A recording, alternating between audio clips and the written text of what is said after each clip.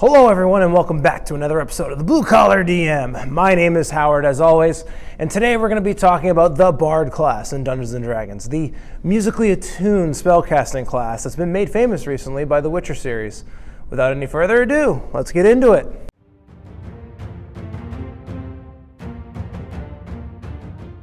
Alright, so we're going to be talking about Bards today. It's one of my favorite classes because it's kind of one of the most creative classes that you can play in the game. The spellcasting that arises from the Bard is actually usually created by either a musical instrument or some other form of expression, which is actually really fun. So what we're going to do today is we're actually going to go over a first level character sheet similar to what we did with the Barbarian, and we're actually going to set it up so that way new players can have a good understanding and can get ready to play with their first Bard character. But then after that we'll come back into this format again so we can talk about all the other features and traits of the class and moving forward. To do this, we're going to, like I said, go on the computer, and we're actually going to use a human again, just because that character race makes it much easier for us to kind of fill out the character sheet without having any confusion by what's a character race trait and what's a class trait. So without any further ado, let's go over to the computer. All right, everyone. So now that we're over here at the computer, we can go over the Bard class properly. So the first thing we're going to do is we're going to open up this character sheet like we did last time in the Barbarian. And I've already pre-populated a bunch of the stuff in here. So we have our character name, Selmera. She's a human Bard. First level. We've got our attributes here, or ability scores, excuse me, along with the modifiers. So we have a 9 strength, a 15 dex, a 14 constitution, a 11 intelligence, 13 wisdom, and 16 charisma, and the ability score modifiers below. I am using the standard array in all these, so if there was a little bit of confusion on the Barbarian, I'm using the standard array and I'm putting the stats in like advantageous areas.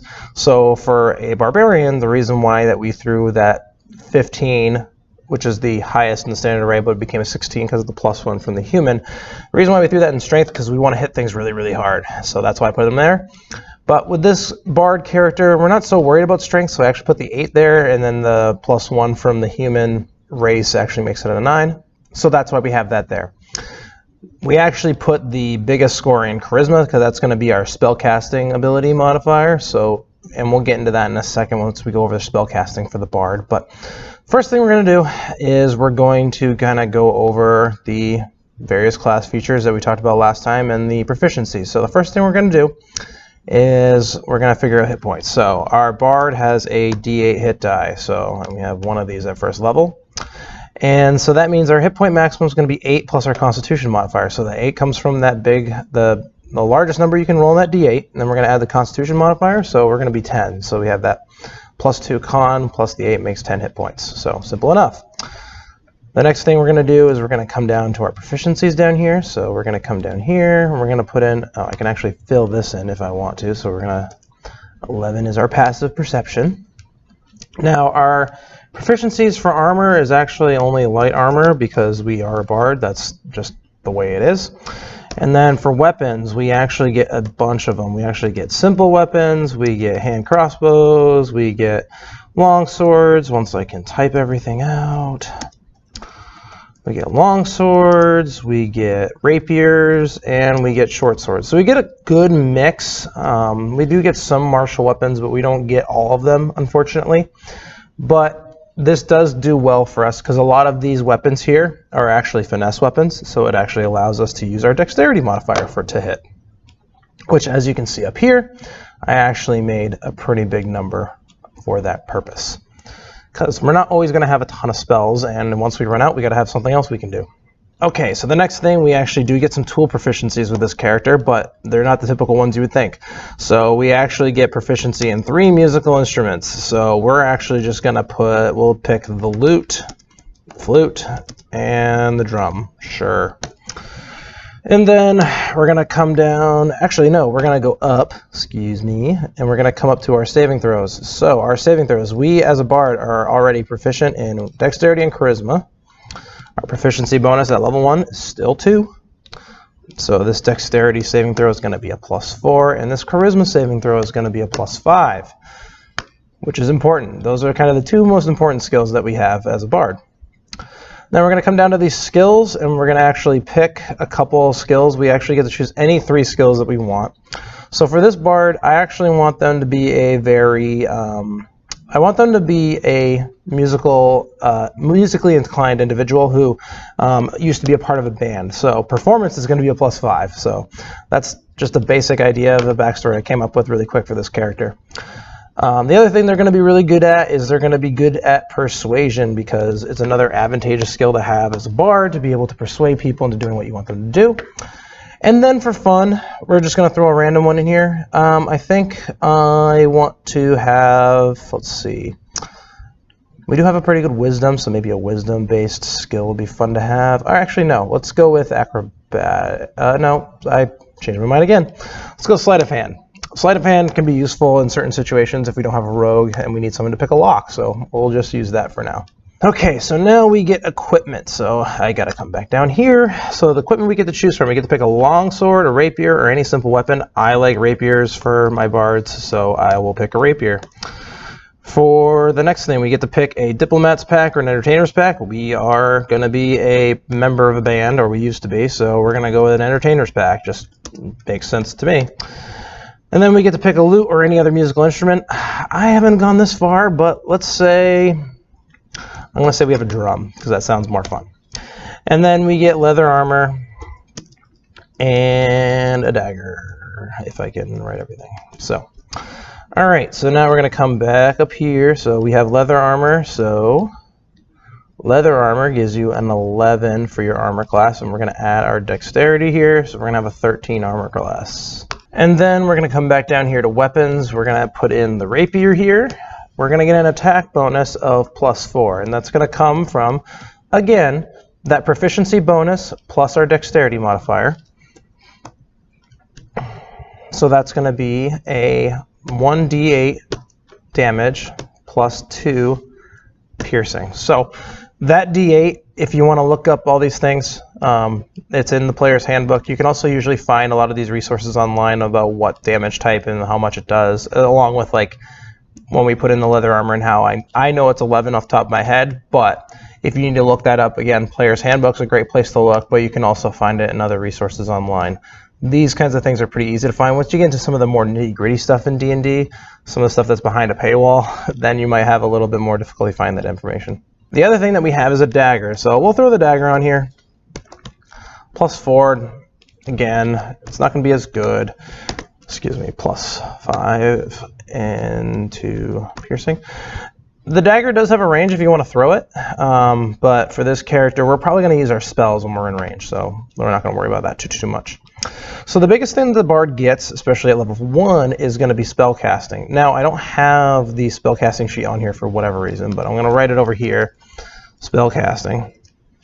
And we're going to be able to pick a certain number of spells dependent on our charisma modifier, which is why we got it so high, and as well as cantrips. So at level 1, we automatically know 2 cantrips, so I'm just going to write 2 cantrips known. I'm not going to get into the actual specific spells, other than I will go over the spell list very briefly, just so we all have a good understanding of what spells the bard does get versus what they don't get, but we're going to be very brief on that. And then we do have 4 spells known at level 1, and we're also going to have 2 first level spell slots. So, in fact, let me see if I can actually pick up a better sheet for you guys. Okay, so spellcasting, I'm back. We got this all filled out again. So we're going to come down here. We're going to skip this page. We're going to come all the way down here to this area where our spellcasting is. So we are a bard, so we put bard 1. Spellcasting ability is going to be our charisma. Our spell save DC is calculated via the following equation. It's in the book, but for anyone who doesn't know, it's 8 plus your proficiency bonus plus your spellcasting ability modifier. So 8 plus 2 is 10. Our spellcasting ability modifier is 3. So our spell save DC at first level is going to be 13. Our spell attack bonus is actually calculated very similarly. It's our proficiency bonus plus our ability score modifier for charisma. So it's going to be a +5. So simple enough. Like I said, we know 2 cantrips. So I'm going to just put here 2 cantrips just to be a placeholder for now. And then we're going to know 4 spells, but we're going to put, we have 2 spell slots, and I'm just going to put here we have 4 spells for now. Like I said, we'll go over the list here in a minute. As we gain levels, this will change a little bit, but again, like I said, I just want to have this generally, but I will go over the spell list here in a little bit once we get off the computer here. So let's come back up here. So the other thing that we get at first level is Bardic Inspiration. So Bardic Inspiration is actually really cool, and it's a cool feature about the Bard because it actually allows you to kind of help your friends out and buff your friends. So what it does, and just so that way I can make sure my brain understands, it's 1d6. So what this is that it's a pool of dice that you can use to actually give to your friends to add to any ability check or an attack roll or whatever the case may be. But typically it's whenever you roll the d20 and you're going to add this d6 dice to the roll in order to be able to help you out. Or you can actually use it to kind of take away from an opponent's roll. So say if a monster goes to attack you, there's an ability that you can actually get that allows you to impose a negative roll with a d6, but it depends on the class and the subclasses and stuff like that. So we won't get too far into that, but it's just a really cool feature. So at first level, you actually get the number of Bardic Inspiration dice equal to your Charisma modifier. So in our case, our Charisma modifier is 3. So I'm going to do what I did last time with the Barbarian and actually put, if I can type, I'm going to put 3 O's so that way I can tick these off as I'm playing so I remember what they are. But like I said, Bardic Inspiration, you can add 1d6 to a roll. However, you do need to use your bonus action to give these dice to your allies. Just so that way we make sure that we understand that while we can't like just throw it any time, we can actually use that bonus action on our turn to actually give that inspiration to one of our friends, and then they can use it later on down the line. So once we use our Bardic Inspirations for the day, so we use all 3 during an adventuring day, we don't get them back until we finish a long rest. So we kind of have to be very choosy about when we use them. The other kind of parameters around it, you do have to give it to a creature within 60 feet of you. So if you want to give it to an ally, they have to be within 60 feet of you. And the other thing is that the determination of whether or not you use this D6 has to be stated before the Dungeon Master states whether or not your check, whether it be an attack roll or a saving throw or whatever the case may be, it's got to be declared before the DM tells you whether or not you succeed or fail. And then, so this is basically it for the first level Bard. So it doesn't seem like much compared to the Barbarian. I'm sure it seems a little bit weird, but the biggest thing is that advantage that comes with spellcasting, which doesn't seem like much because I haven't really written anything down here. But once we go over the spell list and kind of like what you can get and what you can put down here, it'll make it a little bit more clear. The spellcasting actually allows for a lot more flexibility than say a specifically only martial character that can only hit things and doesn't have any spellcasting. So there is certain situations where this Bard character is going to be more beneficial to us than the Barbarian, but then again, if you're fighting waves and waves of enemies, maybe the Barbarian is going to be more beneficial, but that's why it's important to have a balanced party. So for the rest of this video, we're actually going to kind of get off of this computer. We're going to go back. Oh, before I forget, I do want to put our initiative here, which didn't change from the last video. But now that we're done, we're going to get off the computer and we're actually going to go over the rest of the Bard skills. So I'll see you over there. All right, guys, so very briefly, I'm going to go over the Bard spell list. There's a lot of them, so forgive me, I am going to have to look down at my notes here so I can make sure I give them to you.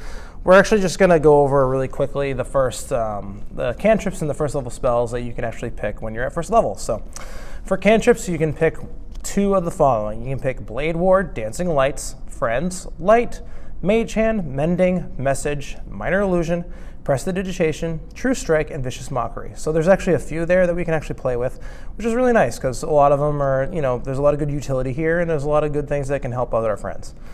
The other thing that we're going to also get for first level spells, we can pick 4 of these, are going to be Animal Friendship, Bane, Charm Person, Comprehend Languages, Cure Wounds, Detect Magic, Disguise Self, Dissonant Whispers, Fairy Fire, Featherfall, Healing Word, Heroism, Identify, Illusory Script, Longstrider, Silent Image, Sleep, Speak with Animals, Tasha's Hideous Laughter, Thunderwave, and Unseen Servant. So, like I said, there's a ton of choices here, which actually makes it really nice because your Bard's going to be unique to yourself. No one's ever going to play necessarily the same Bard at first level.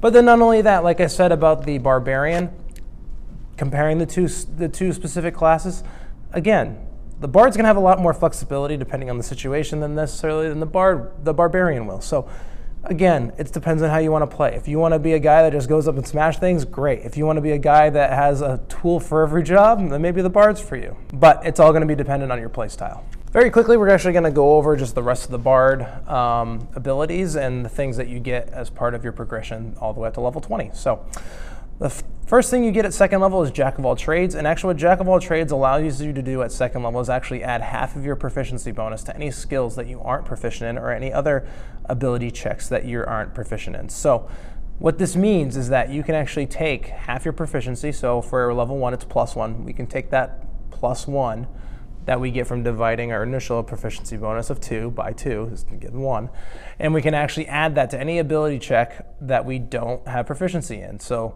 basically it's kind of a good way of like being very good at everything, which is really nice because the Bard is kind of like your ultimate like toolkit depending on the situation. They're not necessarily great at everything, but they might be able to get you out in a pinch.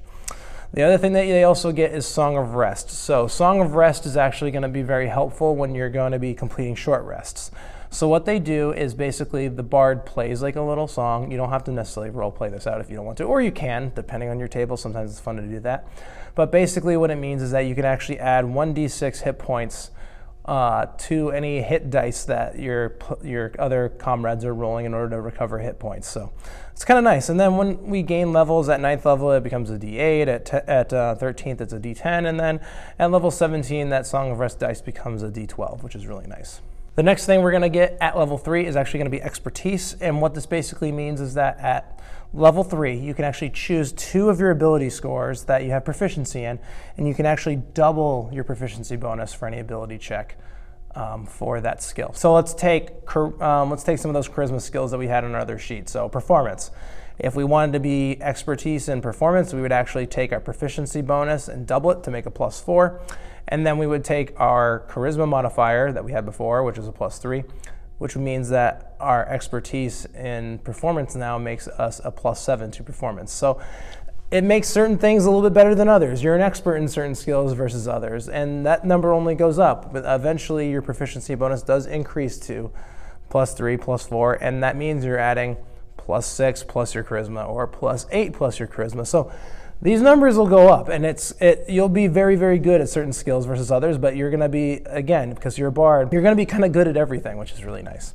The next thing we're going to actually get at level 5 is Font of Inspiration, and what this does is that instead of having to take a long rest to recharge all of our Bardic Inspiration dice, we're actually going to get them at short rest as well. So once we hit level 5, we're going to have more uses of our Bardic Inspiration during the course of a day if we start taking short rests, which is really nice. At level 6, we actually get an ability called Counter Charm, and basically what it is as an action, you can start performing a song, and any of your allies that are in the area that can hear your song and see your song will actually get advantage on any saving throw they have to make in order to be able to resist a charm effect, which, depending on the situation, depending on your table, charm may be a thing that happens a lot in your game. It may not be as well, but depending on situations, it's going to be very helpful. At level 10, you actually get a special ability called Magical Secrets. So it also applies at level 14 and level 18, just so you guys know. And what it basically does is that you can actually take 2 spells from any spell list, including your own, and you can actually add them to your spell list. So